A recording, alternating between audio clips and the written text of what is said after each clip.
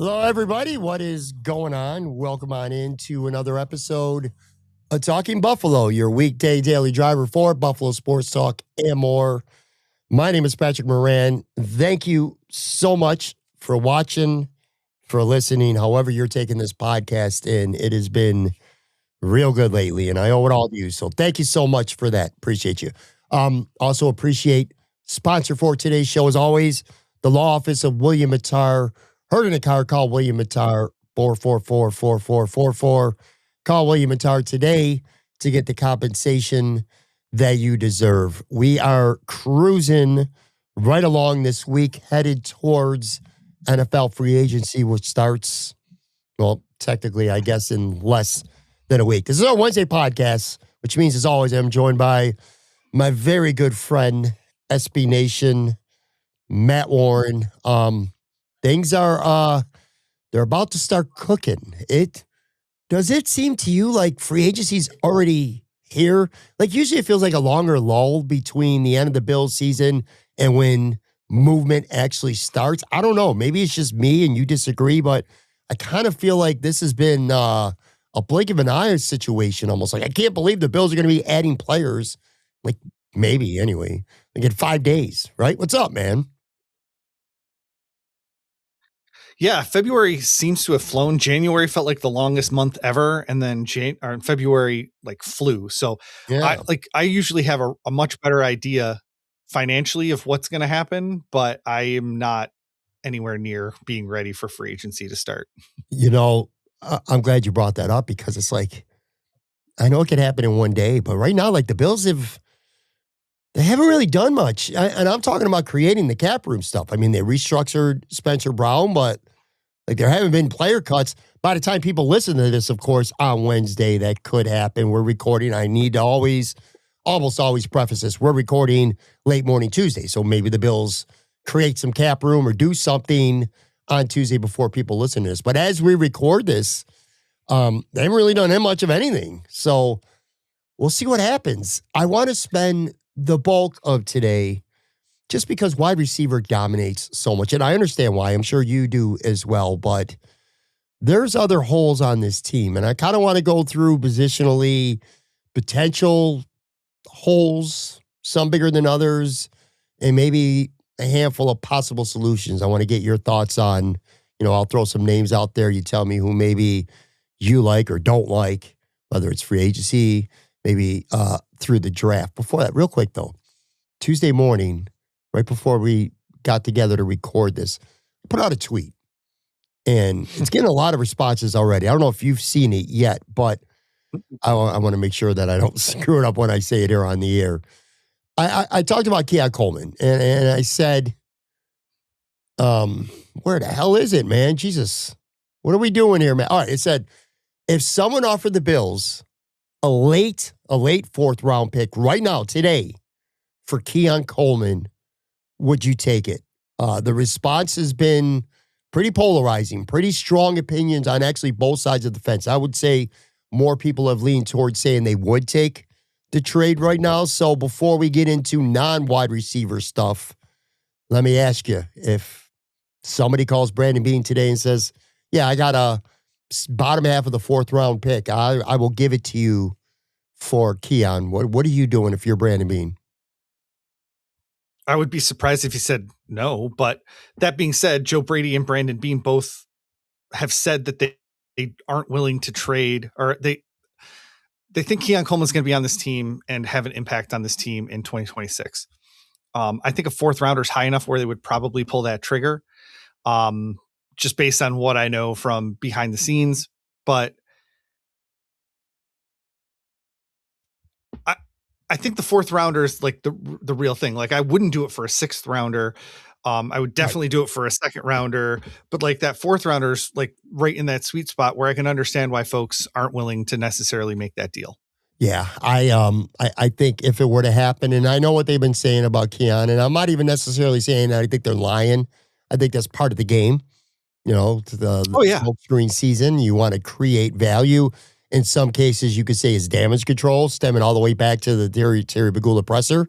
Mhm. Um, yeah, I think fourth round, I do it. And, for people out there like fourth round isn't nothing or is nothing, I would I mean, surmise that some of Brandon Beane's best drafting since becoming Bills GM has actually been in the fourth round. He's drafted Teron Johnson in the fourth. He's drafted Gabe Davis in the fourth, drafted Ray Davis in the fourth. Then he traded up and he drafted Deion Walker in the fourth last year. Those are literally all four of their picks during in the fourth round during the Brandon Beane era. So yeah, I would say anything later than that though, Matt. At that point, I'm willing to see, is this a different Keon Coleman in year three? Like, does he? I don't buy that it's going to happen. But if you're only going to get a fifth rounder or later, I'm like, you know what? I'd rather see what he's got in the summer. Has he grown up? Is he more mature? Is he more consistent in his work?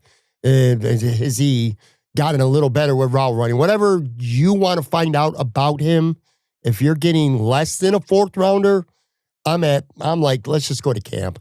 And if it's not there, and yeah. then you end up only getting a sixth or seventh round, or even a 6 for 7 swap, and then I do that. Kind of, you're on the same page, right? It's a Yep. polarizing topic because you use the high second round pick out of him, and you've seen what he can be a few times, like that Baltimore game, the Seattle game in his rookie year. You've seen moments where he could be something more than just another guy on this team, but you don't trust it, right? Well, right, and it's not a talent issue. It's a motivation. It's an off the field issue. So if you think that you have, whether it's a coach in place or a support system in place, then I think that there is a path forward for him on the roster and on the field on game days. It's because it's not a talent issue. Like with Kair Elam, it was like first of all, I do think it was a little bit of the off the field as far as like dealing with coaching thing with Kair Elam, but like he clearly just wasn't going to make it onto the field for this team. And so getting what they could for him was the right play. With Keon, I think that there is enough of that glimmer of hope where you do want to keep him around. Like you said, I'm not just trading him for a bag of balls at this point. Right. One last quick receiver thing, because by the time we talk next, maybe the Bills have made a move already. I mean, you could start tampering Monday next week. We'll see. But offer me put you on the spot. Why not? It's fun. Offer me a prediction right now. Maybe in the next time we talk, but if not, it's going to happen soon after. What do you see the Bills doing at wide receiver here? Free agency I think they're going to make trade, not draft. I think they're going to make a trade. Yeah. I think that there's a couple players out there that make a lot of sense with the trade. And we talked about this last week. Brian Thomas Jr., if he's available, I think would be a really nice addition for this Bills team and sort of a buy low player right now. DJ Moore cost a little bit more as far as trade compensation goes, but both of those guys have the potential to play themselves into a number one receiver role. And at worst be that like 1B guy. So I like both of those players a lot in this particular role, as opposed to say pie in the sky like Jalen Waddle, which I know a lot of Bills fans would love to see, but there's a lot of Bills fans that want to see Jalen Waddle and Max Crosby and AJ Brown and whatever. So I just think the more realistic options are DJ Moore and Brian Thomas Jr. DJ Moore resonates with me. It feels realistic. It feels doable. And it doesn't hurt that, Joe B, a guy that I have great respect for over at Athletic, and it's my Bills mock-off season. That's the move that he has the Bills making. Oh, is it? Okay. Yeah, making a trade for DJ Moore. So we'll see how it plays out. But anyway, again, I don't want today to really be about wide receiver because we could spend a whole hour talking about wide receiver. I'm sure we've done that before, and I'll probably do it at some point before this week's over too as well. I want to talk about the rest of the team because, again, I don't know if holes is the right word, but there's, Oh, there's holes. there are holes. There's okay. There's How many holes is debatable, but I feel like you can almost go position by position and say, well, at least this guy might need to be replaced for whatever reason. So let's go there today on the show. Let's start with quarterback. Mitch Trubisky. There's a chance that he's not back. Who I think the Bills would like him back. In fact, I'm certain the Bills would like him back. He probably would like to be back, but it would be stupid for him to not take a look around the league and see, what's out there financially for him. I was looking it up. Some feasible, for the sake of the discussion here on the show, let's just say he leaves. Feasible, and I got to say feasible unrestricted free agents with all these positions. Marcus Mariota, Zach Wilson, Tyrod Taylor, old friend, Kenny Pickett, Casey Keenum, Trey Lance, Kyle Allen, Teddy Bridgewater, some to name a few free agent quarterback potential options out there. Does anybody intrigue you? If you're going to lose Mitch Trubisky, who out there might intrigue you? Yeah, I mean, Kyle Allen and Case Keenum both make a lot of sense on your short list that you just threw out there. Shane Buechele is already on the roster for the 2026 season. He could make sense as their primary backup quarterback as well. I know that he was on the practice squad last year, but he played well in the preseason. I think if Joe Brady likes what he's seen from that guy in the meeting rooms over the years, then I think that would be an interesting decision as well to just go with the little bit more inexperienced Buechele. Sure. What about a guy like I did mention him. If Kyle Allen ends up being the guy, let's just say, is that going to be one of those Josh? I think Josh is starting to get a reputation for really liking his friends and having his friends around or people that he likes, whether it's coaches or teammates. That reputation might get a little further cemented if they were to lose Mitch and just bring back Kyle Allen. I'll be like, at that point, why not just bring back Barkley too? And let's have a party here. I mean, that's the reason I said Kyle Allen and Case Keenum. So, I mean, I didn't expressly mention that, but that's why those two went right to the top of my list. Listen, I know I've dropped this Thomas More quote before, like the former offensive coordinator for the Colts. Like, he was asked what happens when Peyton Manning goes down, and he's like, well, if Peyton Manning goes down, we're fucked, and we don't practice fucked. And so if Josh Allen goes down, like, I wouldn't necessarily, like, Mitch Trubisky could probably get us through. Like, I mean, we've seen Sam Darnold win a Super Bowl, whatever. Mm-hmm. I'm not really worried too much about who the backup quarterback is, just because I think that, whoever it is not going to, it's a much different team when it's not the best quarterback in the world there. I've said this. I think we've bickered about this before, actually. I agree with you for the most part. Like, if I refuse to even say the words and let them come out of my mouth. But if the starting quarterback for the Bills is gone for a lengthy amount of time, that's a wrap. That's a wrap. But if you're going to miss 3 games, Mitch Trubisky could go 2-1 against average competition. You know what I mean? So there's a difference between a Mitch Trubisky and a bottom of the barrel. Like, I think Zach Wilson stinks. I would be pissed off if the Bills signed him. If he had to start 3-4 games for the Bills, I'd be like, they'd be lucky to win a game. But a guy like, like Mitch Trubisky can carry you for a short term. So I do think it's more important than people give credit for. But again, if Josh is done for a lengthy amount of time, then it's over. So. Yeah, I like Mitch a lot, and I like that what he brings as far as talent and his presence in the room. What I've seen from him at, say, training camp, whether it's talking to people on the field, talking to people off the field, what he brings to the table. I like him a lot. I just also know that, like, if he wants to make $5 million or $6 million, he's going to probably have to go do it somewhere else. Arizona, Miami, something like that. Did he make money in week 18? Did he make money in week 18 against the hapless New York Jets? Maybe. Did he make a little bit of bank? Yeah. I mean, it's not like the Rob Johnson situation where someone's trading a first rounder to make him one of the highest paid quarterbacks in the NFL. But like he may have earned, the seat warmer job somewhere with that week 18 performance. Do you feel like this could be a good year to draft a quarterback? Like maybe as high as the 4th round, as late as the 7th round to throw in the mix? The Bills obviously have not been drafting quarterbacks since Josh Allen. I don't know.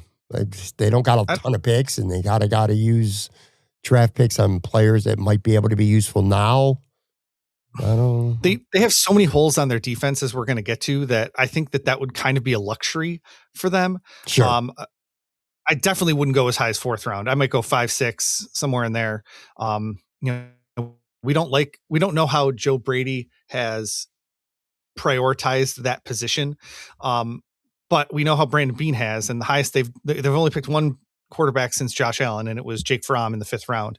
And so, I think that might be a place where they go, but I wouldn't count on it with the depth that they need at the linebacker and defensive line and edge. Yeah, it's funny. And in my original notes, I had Drew Allard from Penn State as a potential maybe early day 3 kind of guy who could become a QB2. Everything I'm hearing over the last week or so, this guy could end up being an early day 2, going way higher than people expect type of quarterback. So I guess we could rule it out. Yeah, I'm with you, man. Maybe next year will be the year where you get a quarterback. This year feels a little like too much of a luxury. Got a new defensive coordinator. You're going to need bodies. We know that the Bills' free agent list is extensive, and they're not going to re-sign a lot of those guys. You got to have some depth. It's not just about key starters with this roster that they're going to have to fix this offseason. Running back. This is interesting. If they don't, so Ty Johnson could be a candidate to get cut because they could save $2.4 million. I wouldn't do it, just so we're clear. I want to be clear. But if they don't cut him, this isn't a conversation because you got your top 3. You got your top 4 if you want to include Frank Gore Jr. Even if you do cut him, you could simply make Ray Davis your new running back too. I mean, that's what he was in the playoffs because Ty Johnson couldn't go. And Frank Gore is your 3rd running back on the roster. You go that way. If you want to look at potential running backs out there, if you don't think Ray Davis does it for you as a backup, Jerome Ford, Kenneth Gainwell, Raheem Mostert, Miles Sanders, Alexander Madison, Brian Robinson Jr., Khalil Herbert, etc. There's no shortage of names that people have probably at least heard of in the running back market, Matt.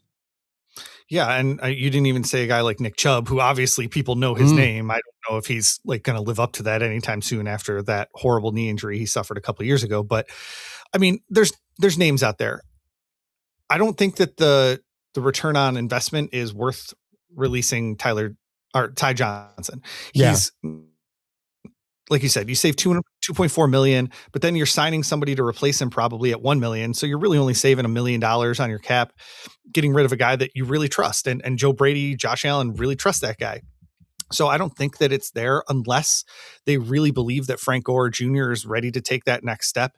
And, they're just going to replace him with a younger version that's a little bit cheaper. So I'm honestly haven't looked at any of the free agent running backs, and I don't anticipate doing so. That's a good point about Frank Gore. I never really thought of it that way. I mean, if they're really excited about his development, that could be a scenario where they say, you know what, we can move on from Ty Johnson, and Davis and Gore could both handle that role depending on what they're going to do. To be clear, though, I wouldn't do it. I think Ty Johnson is a valuable player on this team. Now, I know offensively they were fine in the playoffs without him, but I'd still rather have him than not have him. And I think every running back I mentioned, I would just rather have Ty Johnson. But it's a really good point that you said about Frank Gore Jr. Quickly here, tight ends. I really think this is a position that they don't really do anything, whether they keep Dawson Knox or not, which, of course, that's quite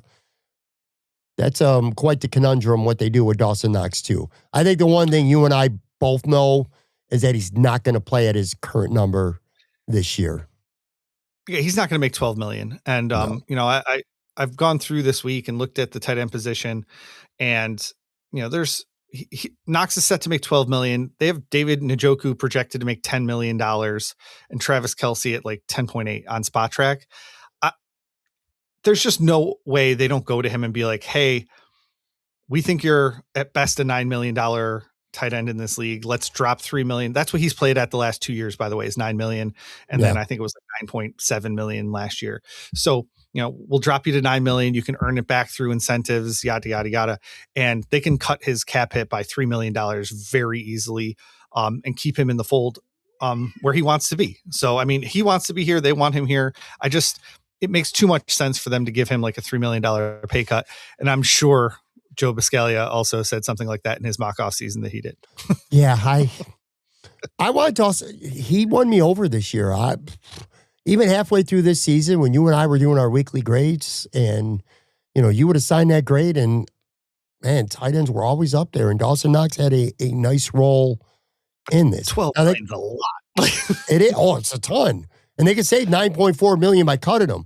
This might come down to the only way they cut Dawson Knox, and I could see a scenario where they do cut him.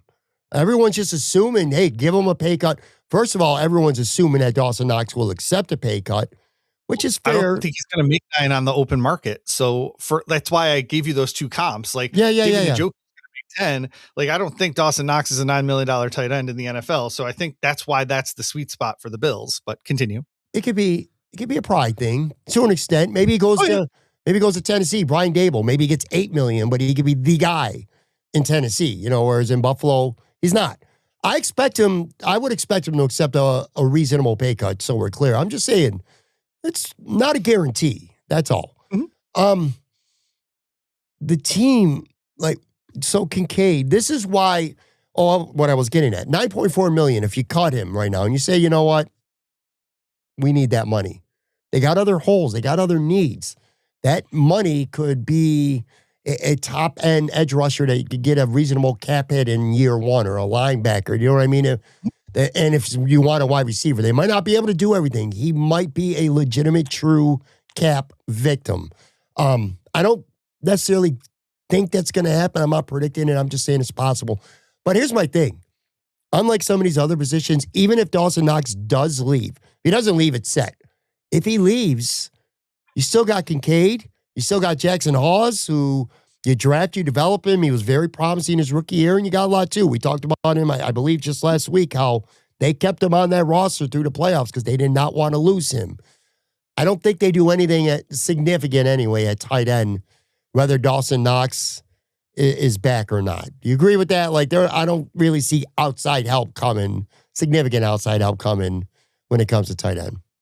That's probably right, unless, as we talked about when we talked about Latu a little bit earlier this offseason, unless they want to go to a 2 or 3 tight end offense under Joe Brady, head coach. We just haven't seen what his offense looks like when he gets control of everything. We saw the Rams do it this year with some success, and so if they did want to roll 3 tight ends on a regular basis, they would probably need to add somebody that wasn't an undrafted free agent.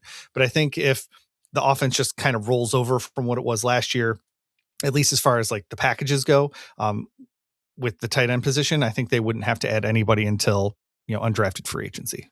All right, since we're skipping wide receivers for today, the last part of the offense before we take a break, we'll talk about the offensive line. This, to me, maybe as much as any position on this team, feels mysterious, in part because if there's 2 free agents on this team of their own that matter, it's Connor McGovern and it's David Edwards. I think it's a formality. They're going to lose Edwards. I think we both agree with that. I think McGovern's a little more up in the air. I could see that going either way. They're going to lose one. They're going to need depth on this offensive line. Let's just say they lose both. This team has depth right now. You could plug Alec Anderson in. I think they will plug Alec Anderson in to start for David Edwards. And then potentially Seth Van Granger. If those guys start, even if they were to work out, now your depth is taking a big hit. That luxury that you have with really good depth is gone.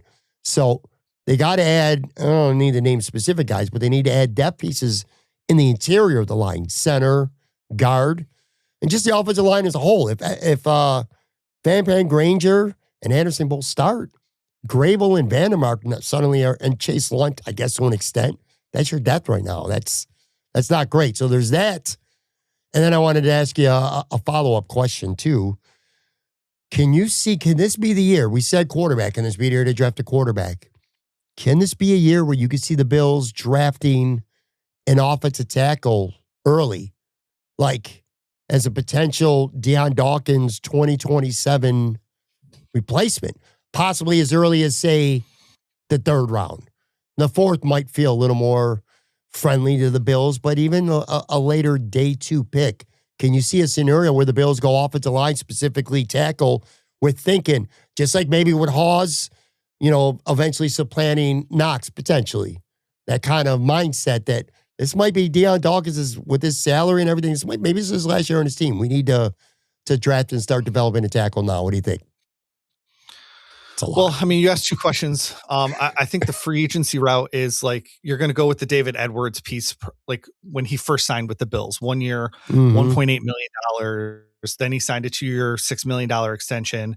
They just got Alec Anderson for like $3 million a year. That's the kind of range I would expect for a free agent signing, someone who maybe has been a spot starter or a 6th offensive lineman somewhere that's looking for an opportunity to be a starter. Like the Bills can offer that, and so that would be my expectation. It's probably someone you and I have never heard of from some team. Yeah, that's why I said I'm not even going to throw names out there. I'd be trying to play smarter than I am if I were to do that.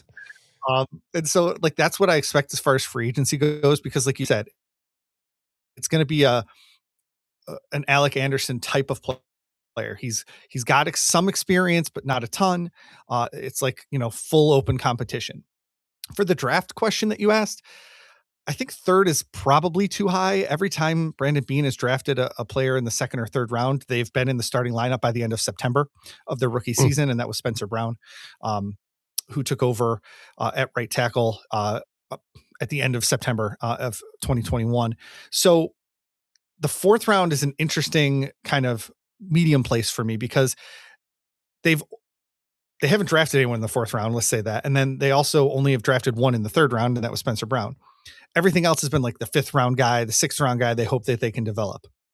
And so if they wait until, say, the 5th or 6th round, then you're talking about a developmental player like a Chase Lunt, like some of those other guys that they've had over the years. Why can't I think of that guy's name? That got hurt.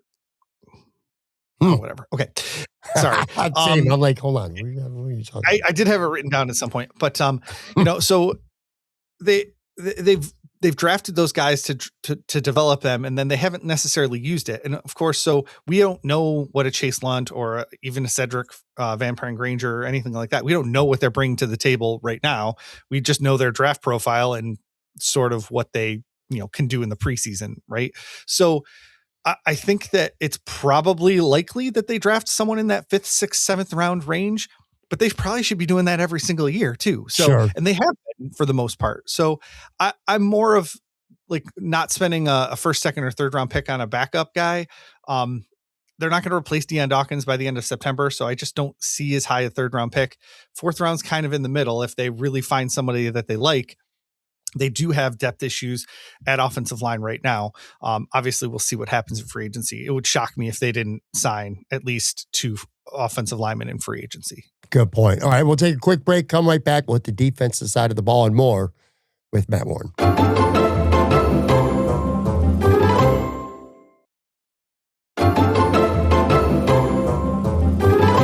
Back with Matt Warren, SB Nation. Taking a look at Buffalo Rumblings right now.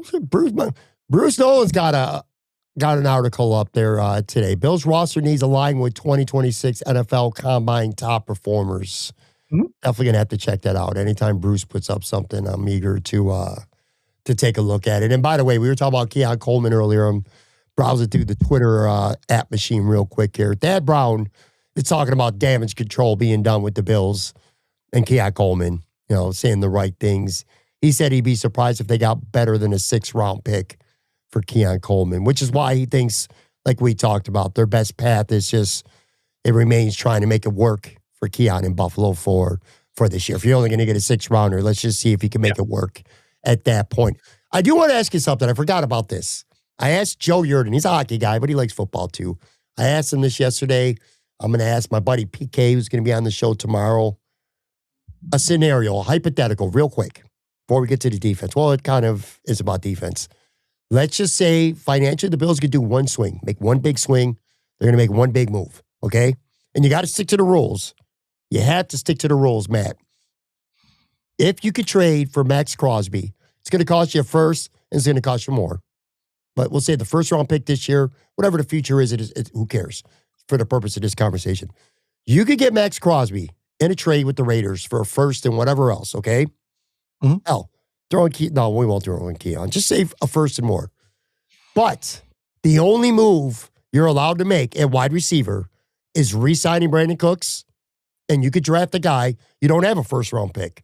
So you could draft a wide receiver on day 2, whether it's the second or the third round.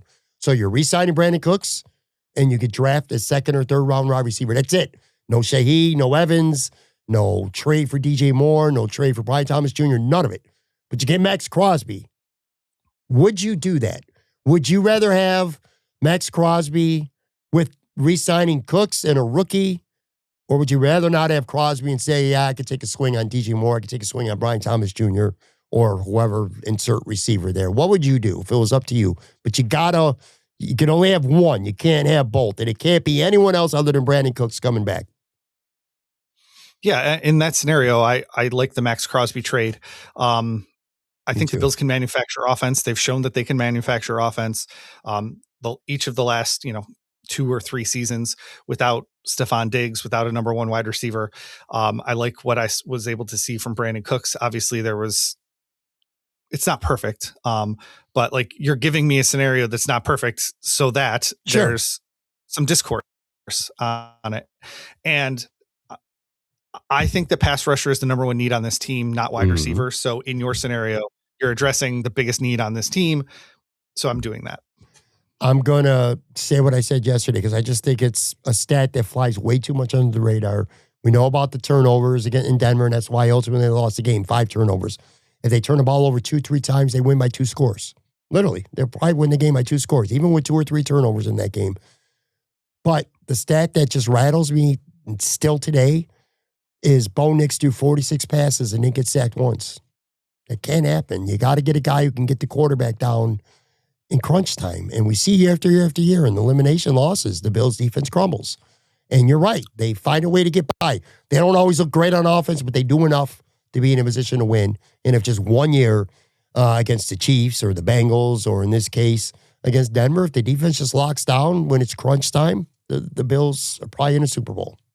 So, yep. And you also haven't heard me lead the wide receiver train really in any year since they acquired Stephon Diggs. Like I've been fine with what the offense has been producing the last several years. It doesn't look necessarily perfect every time. Khalil Shakir's depth of target's horrible, but they can put points on the board with Josh Allen and a motley crew of wide receivers. We've seen the Packers do it and get to the Super Bowl.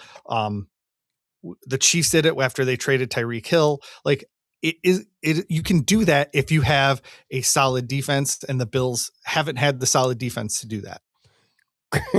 Have you ever seen an offense that is 4th best in the league and has the best rushing attack in the NFL get as widely scrutinized by the fan base as Bills Mafia with this year's offense?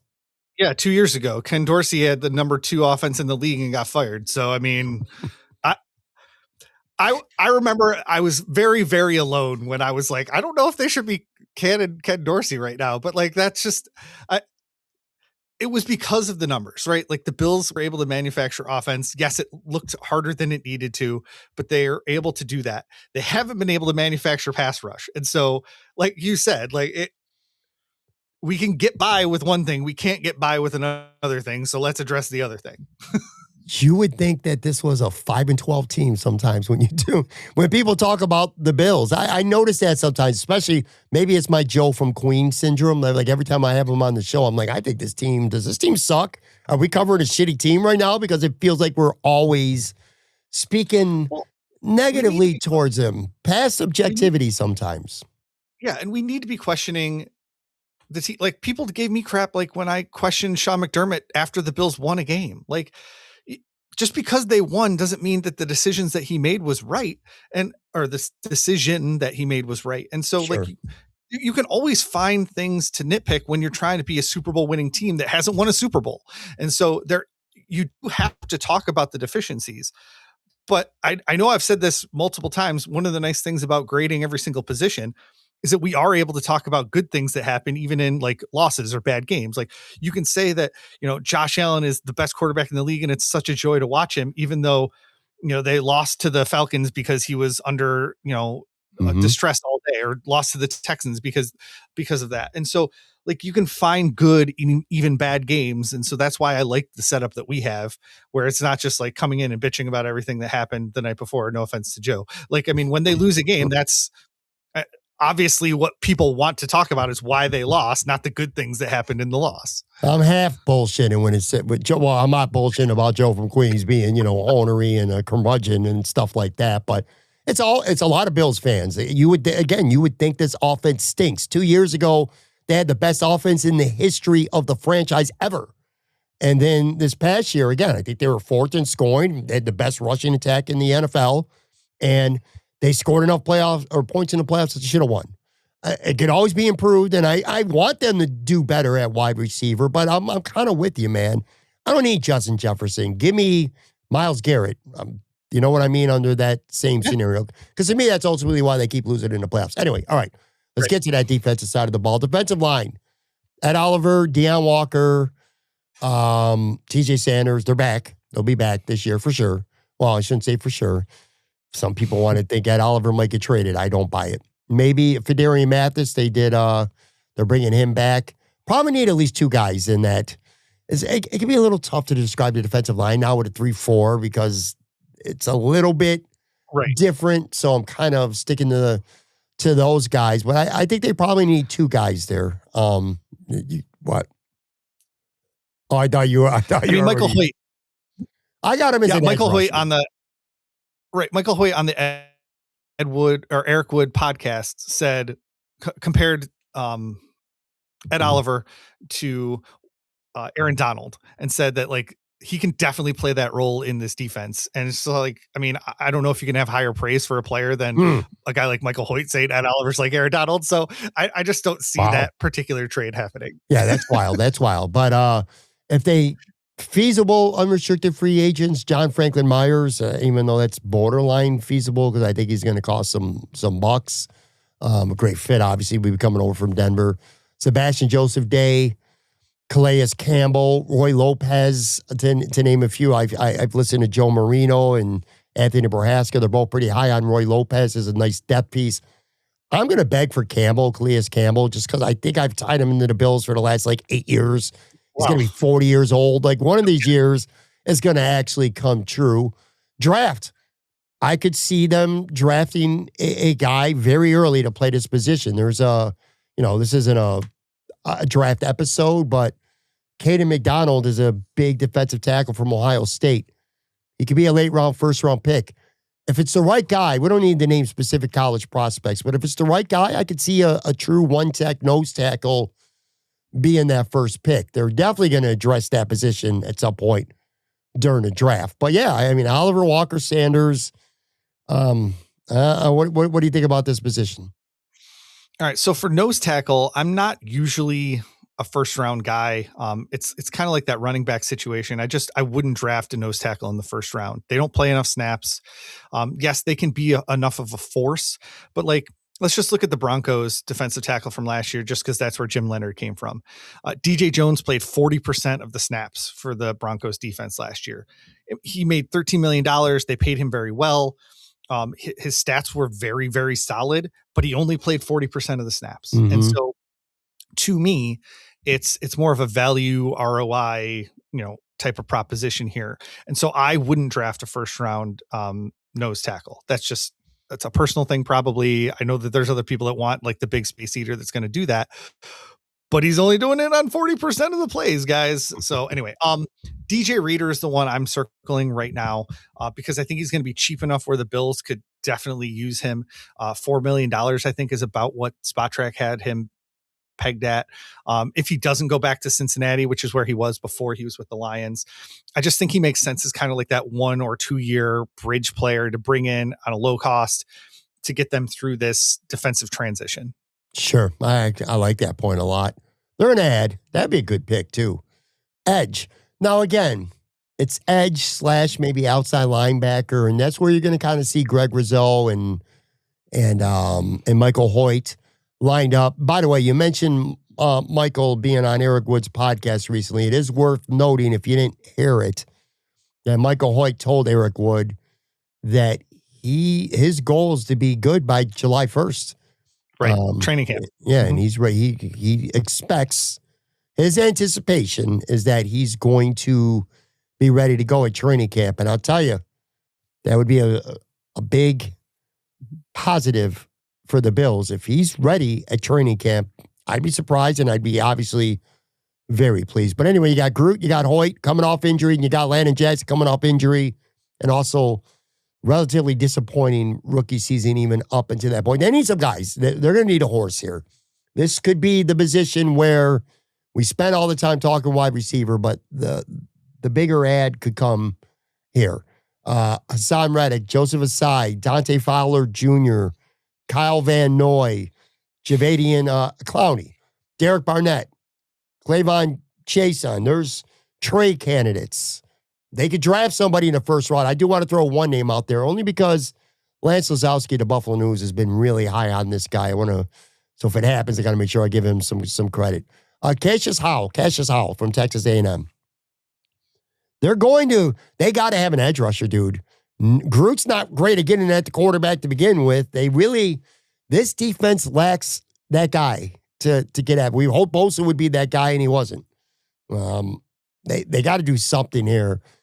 I predict that this is going to be their big move. Like, if they make a trade, I think edge could be it before wide receiver. I know people don't want to hear that shit, but I don't know. What do you think? This is a position where I think everything's on the table for this team. Yeah, I made the point earlier this offseason over at Buffalo Rumblings that I think that I would prioritize 2 pass rushers over 1 wide receiver. And so my number 1 need for the Bills was pass rusher. My number 2 need for the Bills was pass rusher.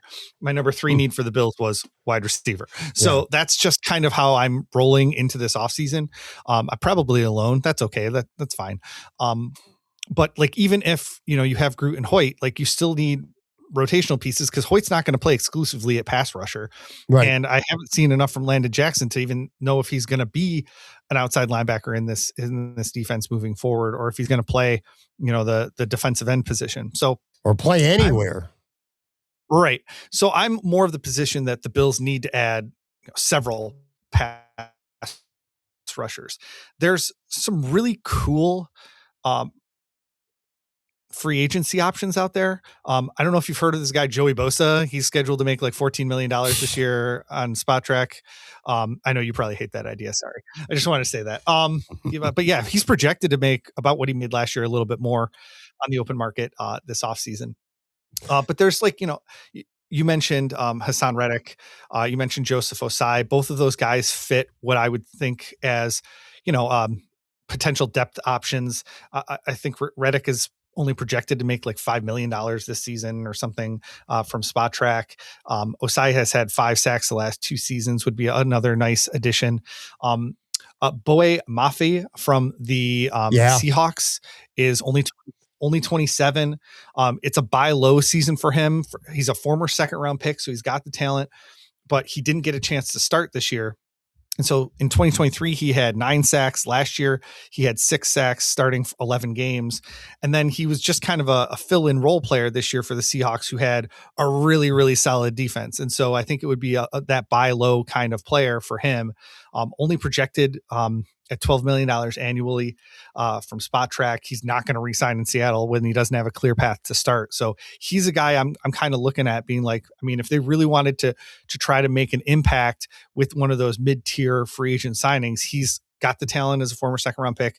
He's got the experience. I think he fits if they want to do more than a low tier trade or a low tier signing, if they wanted to do one of the mid-tier ones. Yeah, I really think everything is on the table, whether it's a buy low guy, whether it's a stop plug, stopgap guy like a Clowney or Reddick or somebody like that, or whether it's a big swing. Like I said, maybe there's a defensive end, Thibodeau, out there for the Giants. There's a lot of trade rumors with him. He's got 1 year left on his deal. They have to get better at getting after the quarterback. And again, first round of the draft, that's certainly 100% going to be on the table for Yes. the Bills. Off-ball linebacker. All right, so I heard Joe Marino say that, he looked at like Denver and the Rams, two teams who play this style of defense, and they keep 4 off-ball linebackers on the roster. And you got Bernard, you got Dorian Williams, you got Joe Andreessen. Joe Andreessen is not a roster lock, but you got 3 guys. You're definitely going to need at least one. I don't think Shaq Thompson's going to be back. I really don't think Matt Milano is going to be back. Leo Chenal is a very much talked about free agent candidate. Plays for the Chiefs right now for the Bills. Caden Ellis, Alex Singleton from Denver, older guy, but a tackling machine. I like him. I've mentioned him before. Quay Walker from Green Bay, though he might get a nice contract. Alex, Anazone, Devin Lloyd. I love Devin Lloyd, but I don't think the Bills are going to spend huge for an off-ball linebacker. But boy, oh boy, he'd be nice. I saw Jordan Reed from ESPN at his mock draft on Tuesday, and he had the Bills taking an off-ball linebacker in the first round. C.J. Allen from Georgia. Don't like that. I don't like him. I don't like an off-ball linebacker being a first-round pick. But, well, I was going to am I being hypocritical? Because I just said Devin Lloyd would be nice, but boy, that's a luxury they can't afford. But he's an impact player. We don't know if any rookie will come in and make an impact. What do you see with this position? And Bernard, I think people are out on Bernard, and I think that's premature. But I mean, you talk about a luxury. It would be great to have a first round off ball linebacker because the rest of your team was so good. Yeah, sure, whatever. No, I don't anticipate that happening. I'm looking at the Broncos, who have Alex Singleton and Justin Stranad. I don't know how to say his last name. I'm sorry, but both of those guys. Okay, both of those guys can't be starters next year for Denver, and so it would make they're not going to be able to re-sign both of them because they have Dre Greenlaw in the fold already. So I would imagine one of them is going to hit the free agent market and follow Justin Leonard. We've talked about former Panthers for God knows how long. It's just the same kind of concept. You bring in that Broncos player that, started as an injury replacement or started 16 games last year, which is what Singleton did. And you bring him over to the Bills to be the centerpiece of your defensive transition and to help the rest of the linebacker room, understand the defense and all this other stuff. And so I think that's a huge possibility. You mentioned Singleton. The Broncos have said that they want it, that it's a priority to bring him back. And so if it is, they can't re-sign Stranad and then bring him over. I hope Singleton hits the market. That's the guy. I think he's a good, not long-term guy, obviously at his age, but I think he's a great fit for what the Bills need. He's a really good tackler. If you remember back, people, the Denver game where we bitch at James Cook for fumbling, he got popped on that play. He says, I'm not happy he fumbled. I wish he didn't. He shouldn't have. But anyway, it was Singleton who laid that lick on him. He's a good tackler. I think he'd be a great fit. Kind of like Shaq Thompson was this year. I think Shaq Thompson exceeded expectations this year. Well, staying healthy was a little bit of an issue for him. I wouldn't completely rule out Shaq Thompson being back, by the way, but I kind of feel like he's going to get paid somewhere else, and I'm fine with that. I'd rather have Alex Singleton anyway, or obviously Leo Chenal. Corners. This is a little bit interesting because I think the starters are set. I think they're going to rely on Max Erson to be their starter, but there's no depth. We've talked about, especially if Trey leaves, and I do think he's going to leave. We've talked about that before. I think he's going to get a better contract and a really good opportunity to start somewhere else. Whereas if he resigns with Buffalo, he's going into camp kind of the underdog in a battle for a starting job. They need 1 or 2 guys. They don't have any depth. Literally, they don't have any depth. This is a situation where it really sucks. And I pray for the best. First of all, I pray for the best just as a human being that Dorian Strong is okay and that he could, have a full, healthy life. It'd be great if he could still play football. It sucks if he can't because this is the kind of guy that would be perfect for this role, dude. A depth guy who could play special teams, a physical corner, and you could throw him and he could become a starter if you need him to be. They had that guy in Dorian Strong, but they might not. He might never play again.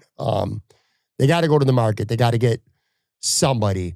Kader Coho is a guy. He's coming off an ACL injury, though, but he's intriguing. Roger McCreary, Alante Taylor, Adore Jackson, Cam Taylor-Britt, former draft darling. We've talked about him. plenty on this show. Draft a guy, maybe early day 3, a developmental guy. This is important, corner, because you can't count on Benford and you can't count on Max Searson to play 17 games. You got to have something behind them at corner. You agree this is kind of a low-key position in need for the Bills right now, even if it's not a starter? Oh yeah, it's absolutely a need for them. And I can't remember how high I put it on my list of positional priorities, but it's certainly up there. Yes, they have 2 starters, but they don't have, like you said, any depth.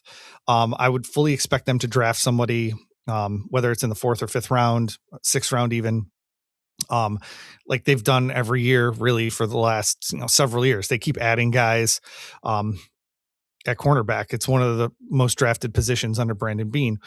Draft an offensive lineman every year, draft a cornerback every year. And maybe that was Sean McDermott. But I kind of doubt it because that's just a position of need so much, especially with Taron Johnson getting older. I know that it's a different position, and we'll talk about slot corner next. But drafting a boundary receiver makes just an absolute ton of sense, and adding somebody that has a little bit of starting experience, it's just like it's the way that they're going to roll. I mean, obviously last year they brought back Trey White to be that the depth option, but they also brought in Dane Jackson to raise the floor, and so you're going to see a guy that's got starting experience somewhere. It's harder now that it's a completely different defense to talk about, to like pinpoint where that person might come from. But they're definitely going to sign somebody with some level of starting experience in this league. Let me throw in slot corner too. I think they stick with Taron Johnson for another year. Now they could save some good money by cutting him post June 1st. There's been a little bit of speculation about him moving to safety. I don't buy that. I think that was more of a situation where Brandon Beane's just saying, listen, everything's on the table. We're not rolling everything out. He didn't specifically say, yeah, I can see Taron Johnson moving to safety. He was kind of being, in my opinion anyway, at the combine. It's just my opinion, but he was just kind of being non-dismissal of any potential scenario. I don't think that happens. They could move on from him. It could happen. If they do, I was looking at some names: Mike Hilton, Asante Samuel Jr., Greg Newsome, or one of the other guys I mentioned, Coho or Alante Taylor. Those are kind of more slot guys. Do you think Teron's back this year? If he is, I don't really think he'd do anything. Probably. Cam Lewis is a free agent, and he's been the de facto backup for a long time. It depends on what they want to do with Jordan Hancock, and I really just have no way of knowing where Justin Leonard wants to put Jordan Hancock. Like, does he want him to be the safety next to Cole Bishop? Does he want to move him up into the box and make him the slot cornerback? How much nickel are they going to be playing with the 3-4 defense? Like, there's just so many questions right now with Leonard that I think that it just makes sense to like keep the status quo right now. You know what I should have done is looked up if Taron has any money that's coming due in the next week or so, but I didn't do that, so sorry. I just know that it doesn't make any financial sense to cut him now. A post June 1st designation could happen though. I'm glad you mentioned Jordan Hancock too. So I was going to say that could be the one surprise that, hey, when we look back in August, September, and look back to us having conversations in March, you don't talk about Jordan Hancock. Maybe he's that nickel guy. Maybe Jim Leonard loves him in nickel and he takes over that spot at some point. It could happen. Oh, I looked it up. Taron Johnson, he has $1.2 million fully guaranteeing on the 5th day of the league year, which is essentially what the NFL minimum salary. It's below the NFL minimum salary. So they could cut him if he signs anywhere else. It would be offset. So they, financially speaking, they could get rid of him at any point in time between now and September. So it could be a low-key interesting thing to look out for then. All right, well, safety. Cole Bishop's back. He's the only sure thing, too. Taylor Rapp, I think he's going to get cut. I haven't heard anything about. Again, we're less than a week away from tampering, and Bills really haven't done anything as we record this. But I think ultimately he could get cut. That's $3.3 million. That's a nice chunk of money that the Bills could save and could use. DeMar Hamlin, free agent. Jordan Poyer, a free agent. I wouldn't rule Jordan Poyer out though. But anyway, not likely. Free agents, if they go that route. Kobe Bryant is a guy, man, I really like, but that is not going to be cheap. Cameron Curl from the Rams, I like him a lot. Geno Stone, I wanted him before he signed with Cincy a couple of years ago. PJ Locke from Denver, another low-key guy. Maybe he follows Jim Leonard. I could see that. If you want to go an Mhm. older guy, Kevin Byard from, I'm sorry, from Chicago. He's 33 years old. Old Xavier Woods just got recently cut by Tennessee. Lots of options out there. This is another position where I really don't know because there's the draft too. And from everything we've heard, this is a deep safety class with the draft. But Bishop's the only the real deal, right? After that, we just got a bunch of questions here, right? Yeah, PJ Locke seems like the biggest no-brainer on this list. Yeah, To your point, like coming with his former defensive backs coach, starting experience. It's the exact player we just talked about at cornerback. It's a guy that has started in the league, can start in the league. Maybe we don't want to count on him, just like give him a ton of money and be like, "Hey, you're the starter." But like to fill a role, to raise the floor, the Dane Jackson of it all. Like I think he's probably only going to get 3 million. yeah. Season. Like, I mean, it feels like the right move. Again, as someone that can come in and help teach the defense to the rest of the defensive backs. So that one makes a ton of sense to me. Um, I'm not convinced that they're going to move on from Taylor Rapp anytime soon, to be perfectly honest. They only owe him a $250,000 roster bonus next week. So, I mean, they could keep him, like I said, all the way through the end of training camp with only paying him $250,000. It's just, unless I know what they're replacing him with, it doesn't necessarily make sense to move on from him. I know a lot of people want that $1.5 million of cap space, and I just don't think they need it. So, it is what it is. I'm just more of a cautious person at this point. Like raise the floor, not necessarily like drop out. A I starting get it. safety in this league. I get it. I get it. Uh, I did want to talk about Caleb Downs though, because we just found out today that he was flagged for an injury concern at the combine by some teams. So there might be a scenario where he's available late enough in the first round and doesn't go in the top 5, which would be, I mean, shocking to me. But I guess he has a torn meniscus right now and a potential degrading ACL injury or something that they said. And so if he falls all the way to the late 20s, that would be a very interesting conversation, I'll say, depending on how his medicals check out. Let me ask you this question as a follow up since we're talking about safeties. Let's Okay. just say he's still gone and he's not available. Or the Bills are scared off by his medical and they're one of the teams that don't draft him. Would you be all right if the way the board fell, there's two safeties beyond Downs? There's Dylan Diamond, there's Emmanuel McNeil Warren, who are projected first round caliber safeties. Would you be good if the Bills took a safety in the first round?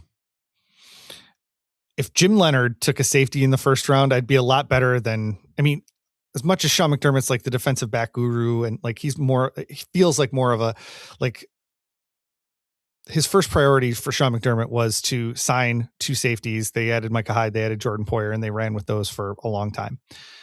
If Jim Leonard thinks that safety is important enough where they're going to spend the first pick of this defensive transition on safety, then I'm probably going to trust Jim Leonard on that one.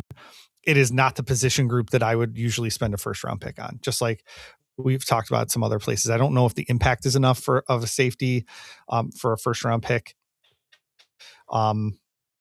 Unless it's like, just an absolute game changing guy that just is so rangy, like, your Ed Reeds or something like that. If he was guaranteed, if one of them were guaranteed to have a Cooper DeJean style impact, that feels like it's worth the first rounder to me. Yeah, like I said, if Jim Leonard thinks that guy is going to make that big of an impact and he forgoes adding an edge rusher, adding a nose tackle, adding an off-ball linebacker, and goes with safety as the first pick of his defensive transition, then it probably would, like, I'd probably be on board with it and be like, okay, I'm trusting you, buddy. Like, this is you. Yeah. And so I like Cole Bishop a lot. I like Christian Bedford a lot. If Max Harrison hits, and I don't see a reason why he won't hit, I didn't see anything in his rookie year that says, man, this guy doesn't look good at all. Yeah. He had a couple, plays where he got beat, but whatever. He's a rookie and he missed a lot of time. I'm certainly not going to ding him a lot for that. But anyway, you got 3/4 of it and you go get that first round elite style safety potentially. Man, I really love a defense that's got a great secondary. You know what I mean? Yeah, there were just so many times where it's like 3rd and 14 and the Bills can't get off the damn field because they're covering so far down the field. And so like that's always why I prioritize the pass rush and the defensive line in that particular situation. But like to your point, it's nice to have that umbrella over the top of the defense. I feel like Leonard said he wants to be more attacking. Joe Brady said he wants to dictate before, during, and after the snap on defense. And I mean, a safety that you can move around can do that, but they're fewer and far between than I think an impact pass rusher. I think I'm narrowing in my realistically perfect Bills off season on this. You go and PJ Locke, Singleton, John Franklin Myers. If you could bring 3 Denver defenders with you, if you're Jim Leonard, Myers would be the expensive one. Singleton kind of like sort of mid-range. PJ Locke on the cheaper side. Then you go get your receiver, whoever it may be, Shaheed, Evans, Romeo Dobbs, whoever it is that they lock on. And you could go get a good edge rusher in the first round of the draft, to me. And you sign a guy, I don't know who, we could throw a guy out there. Maybe the guy from Seattle that you talked about. Another guy like that as well. But, man, I really would like that offseason a lot for the Buffalo Bills. And it feels doable. Like, I don't think I said anything crazy. I'm not talking Max Crosby. I'm not talking, A.J. Brown, which I don't buy the A.J. Brown thing. I really don't. It's the one person I've never bought here. I mean, I've been very clear about it. I don't think the Eagles can afford to trade him. Yeah. Financially. You talked about that. I think I read something where if it's going to happen, it's going to happen real soon. So we will have an answer, I believe, on that relatively soon. At least that's what I think I read anyway. I'm going to skip over kickers and punters. They're probably going to have another kicker. They might have another kicker if they cut Tyler Bass. If not, they got Tyler Bass. So maybe they bring back Wisnowski. Maybe they don't. I don't care enough to waste the last few minutes talking about that. But what I do want to do real quick here, looking at the current up-to-date spot rack numbers. We'll fly through these. These are the Bills' biggest free agents and what they're going to command on spot rack. Based on, let's just play for shits and giggles, as spot rack is accurate, I'm going to ask you if you have an interest in bringing these guys back, okay? At their price that they're projected to get. Bills pending free agents. David Edwards, $19.9 million. No, too high. Too high. Connor McGovern, $16.3 million. If he's going to take a hometown discount, I don't know if I could do it at 16, just with Torrance coming up next year. And then you've got big numbers for Dawkins and Brown. I don't see them doing $16 million for him. It's such a tough decision because you're probably going to lose Edwards. You're like, maybe I don't want to lose 40% of my starting offensive line last year, not to mention my offensive line coach. But signing him might stop you from being able to go get that linebacker safety combo that we were just talking about a few minutes ago at the prices that they would command. So tough call there, I agree. Joey Bosa, 13.8. I will kick you out of the studio before the show ends if you say bring him back. So we can skip him. I think that's a little bit steep, but I wouldn't be opposed to having Joey Bosa on this team next year, but I think 14 is a high number. I'll pretend you didn't say that. AJ Epinesa, $6.4 million. That one, I could definitely see them bringing him back if they have a role for him in mind. That dude's weight has been all over the place since, he was at Iowa. The Bills kind of molded him into what they wanted at that pass rusher position over the course of the last 5 years. If Jim Leonard, again, sees a spot for him, I don't think that cost is too much for a guy like that. Larry Ogunjobi, $5, or $5 million. I would not bring back Larry Ogunjobi. Matt Milano, $4.6 million. It's an interesting call. I don't think he fits in this defense enough to bring him back. But sentimentally, I would love to have him back. Brandon Cooks, $3 million. Yes. Pains me to agree with you on that, but I almost feel like my beef is this. Everyone's, just wide receiver 4, wide receiver 5. If you're wide receiver 1, 2, 3, 4, 5, you're on the field, you're going to play. And Josh isn't saying, well, I'm not going to throw to him in this critical part because he's wide receiver 4. He's open, he's getting the football. Is he going to make the catch? Do I trust him to make the catch? That's my issue with Brandon Cooks. You've only got Khalil Shakir as a locked-in player on this, Bills wide receiver core. If you are raising the floor, it's my mantra over and over again. You're raising the floor by bringing back Brandon Cooks at $3 million. It was 3, right? That's the Yeah. number you gave? Yeah. Yep. I mean, that seems like a no-brainer. It's like, signing Elijah Moore for, $3 million. It's like signing, like, I mean, I could go through what the Bills did last year to throw just stuff at the wall to see what would stick. And then all of them had their worst career year ever, as we talked about. But like, throw as much stuff at that wide receiver room as you possibly can right now. And $3 million is an easy decision for me. I feel like if his market's really 3 million, I think he'll be back. I think he'll be back. And I don't think Keon's going to be back. Because real quick here, Shakir, Palmer, you bring back Cooks. He's not going to be your offseason addition. You're going to get another guy. Veteran guy, we'll call him. That's 4. Rookie guy, that's 5. Where's Keon Coleman fit in? If you bring back Cooks, I don't think there's a spot for Cooks and Coleman. Neither of them play special teams either, by the way. So we'll see. But yeah, 3 million, sure. Shaq Thompson, 2.4 million. That's a very small number. That is surprisingly. That got me thinking. I'm like, shit, man. I mean, at 2.5, if he wants to come back, I'll sign him for 2.5 like tomorrow. So I mean, yeah. He's not going to sign tomorrow for 2.5. I'll tell you that right now. Gabe Davis 1.6. I don't think he's going to sign anywhere this year. His knee looks so messed up. Here's the last one. I'm surprised by this. I got to admit this. This might change my mind about a lot of shit we've talked about over the last month. Trey White, 1.2 million. Sure. Yes, absolutely. That's veteran minimum, man. Like, I mean, come on. I would sign him for veteran minimum in a heartbeat. Oh, on the Bills, I've signed him for double that. If I'm the Bills, my stance has been, if I'm Trey White, why are you only taking $1.5 to $2 million from the Bills when you could go get? I thought more money somewhere else, and certainly a more legitimate opportunity to start. It's not like the guy's 36 years old. Was he 30, 31 years old? I mean, he still could have a good handful of years left, and he showed that he could play last year. That's shocking. That kind of changes my mind. Hey, I'll tell you what, if that market's that, and I give him more than that and say, hey, man, come back here.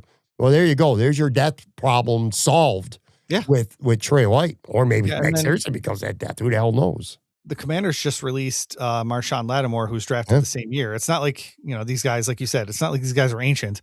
So, I mean, I think they're going to find a place somewhere. I was thinking that Trey White might follow Bobby Babich to Green Bay. But then I was talking to our Green Bay guy, and he's like, no, he's too old. They only want like 26 and 27-year-olds. I'm like, but at 1.2 million, that might be a different conversation in Green Bay, I'll tell you. Yeah, as we're getting off the air too, the Jets did franchise tag Breece Hall. And according to Schefter, they're working on a lucrative long-term deal. So Breece Hall. Take the money, buddy. Take the money. All right. Yeah, dude. Shitty team, but going to be rich at least. Anyway. All right. So that'll do it for this show.